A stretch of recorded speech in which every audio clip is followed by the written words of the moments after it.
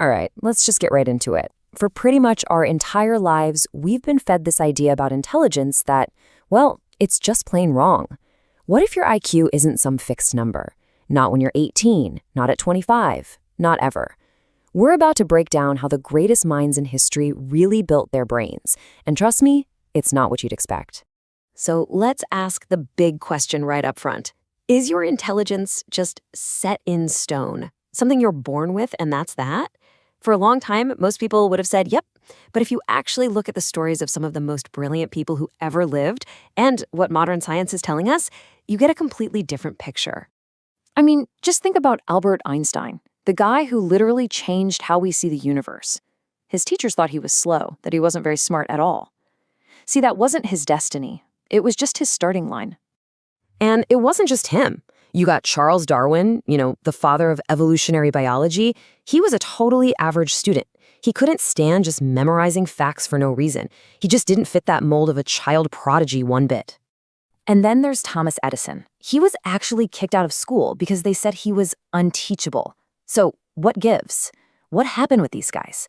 It wasn't their DNA that magically changed. It was their habits. They didn't just have brilliant minds, they built them. So that brings us to the first big idea here. It's time to completely tear down this thing we call the great IQ myth. For so long, the story's been that your smarts are genetic, that they're fixed. But the real truth, the one backed up by both history and science, is that intelligence is something you build, brick by brick, with the right habits. It's a skill you develop, not just a score you're given. Okay, so if you're going to build it, where do you start? Well, this first set of habits is all about making a huge shift, from just consuming information to actually creating and processing it. It's about moving from simple input to powerful output. Let's geek out on the neuroscience for a second. Most of us think we get smarter by just cramming more stuff in, more articles, more videos, more podcasts, but your brain has this amazing system called the default mode network. It's like your brain's background creative engine. And it only really kicks on when you stop the constant flow of new input. This is exactly what Einstein was tapping into with his famous thought experiments. So here's your first really practical habit. Take a walk. Every day, but here's the catch. No phone, no music, no podcasts. Just you and your thoughts. Now, at first, it's going to feel kind of boring, maybe even a little weird, but that feeling, that's your brain actually firing up and building new connections. All right, the next habit is all about output. Take a look at Leonardo da Vinci. His famous notebooks, they weren't these neat, organized things. No way. They were a chaotic, messy, beautiful playground for his brain, just filled with questions, sketches, and ideas that didn't even make sense yet.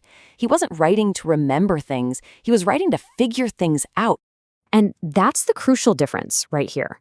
Writing to record stuff is passive. It's like being a court stenographer. But writing to think, that forces your brain to slow down, to spot the holes in your logic, and to turn those fuzzy ideas into something solid. Studies from places like Princeton and UCLA have shown that writing by hand actually deepens your understanding way more than just typing notes. Okay, so let's build on that. It's not just about these one-off habits. It's about creating entire systems, these mental frameworks that change how you approach problems in the first place. This leads us to this really cool idea that psychologists call productive struggle. That urge to just Google the answer immediately? It feels efficient, but your brain doesn't build strong connections that way. Real learning, the deep stuff, it happens when you wrestle with a problem, when you try and fail and have to figure it out for yourself. Benjamin Franklin was the master of this.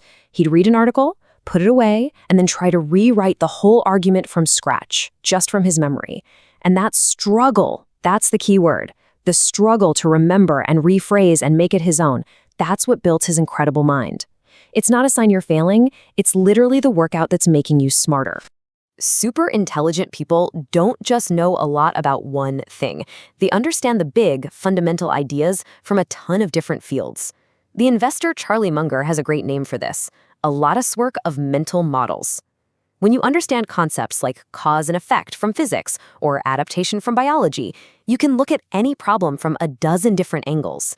It's like if all you have is a hammer, everything looks like a nail. This gives you a whole toolbox. Okay, this next one is just incredible. Think about Nikola Tesla.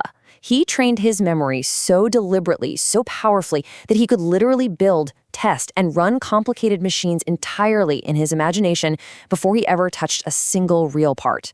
See, memory isn't just about storing facts. It's the foundation for all your thinking. So here's a powerful technique. Instead of just rereading your notes to study, try this. After you learn something, put everything away and try to explain it out loud from memory. This is called active recall, and it instantly shows you the difference between what you truly understand and what you just kind of recognize. But here's the catch.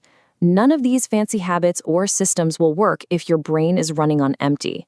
So last but not least, let's talk about the actual fuel that powers this whole cognitive engine. Take a look at this number, just 4. What could that possibly be? Well, that was the number of hours of deep, focused work Charles Darwin did each day. Not 8, not 10, not 12, 4. The rest of his day, he spent it walking, thinking, and resting. He understood something really fundamental about how our brains work. You see, the part of your brain that does all the heavy lifting, the focus, the planning, the problem solving, it's like a battery, and it has a limited charge each day. Things like constant stress, not getting enough sleep, and trying to multitask just drain that battery, making any kind of deep thinking pretty much impossible. So here's the main takeaway on this. Your brain doesn't actually get smarter when you're hustling. It gets smarter when you're recovering. Things like deep sleep, getting some sun, moving your body, and yes, even allowing yourself to be bored. These aren't lazy luxuries. They are absolutely essential for your brain to repair itself and grow stronger. So, to wrap all this up, let's circle back to that core idea. Intelligence is not some score that defines you. It's a system of habits and frameworks that you can actively build and improve every single day. The smartest people in history weren't chasing a number. They were busy building the systems that let their intelligence flourish. And that really just leaves one final and maybe the most important question. This isn't about trying to do all of these things at once. That's just a recipe for burnout. It's about starting small. It's about picking one. So looking at everything we talked about, the thinking walks, the productive struggle, prioritizing your recovery, which one habit will you start building this week?